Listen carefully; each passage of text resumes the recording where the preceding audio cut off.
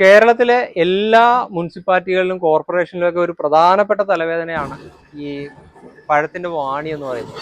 നമ്മളിവിടെ നാട്ടിൽ വാണി എന്നാണ് പറയുന്നത്. പല സ്ഥലങ്ങളിലും അതിന് പല പേരാണ്. നമ്മൾ പഴം എടുത്തതിന് ശേഷം വരുന്ന ആ ഭാഗം, അത് കേരളത്തിൽ വളരെ മാസീവായിട്ട് വേസ്റ്റ് വരുന്നതാണ്. ഇത് നോർമലി ഒരു മാലിന്യ സംസ്കരണ കേന്ദ്രത്തിലും ഇതിനെ കമ്പോസ്റ്റ് ആക്കാറില്ല. അത് വെറുതെ പുറത്തേക്ക് ഇട്ട് കളയാണ് ചെയ്യുന്നത്. അതുപോലെ തന്നെ വേസ്റ്റ് വരുന്ന ഒരു സാധനമാണ് നമ്മുടെ കരിക്കിന്റെ തൊണ്ടെന്ന് പറയുന്നത്. ഇത് രണ്ടും ശരിക്കും നമ്മളുടെ യൂണിറ്റിൽ ഇത് രണ്ടും വളമായിട്ട് മാറുന്നുണ്ട്.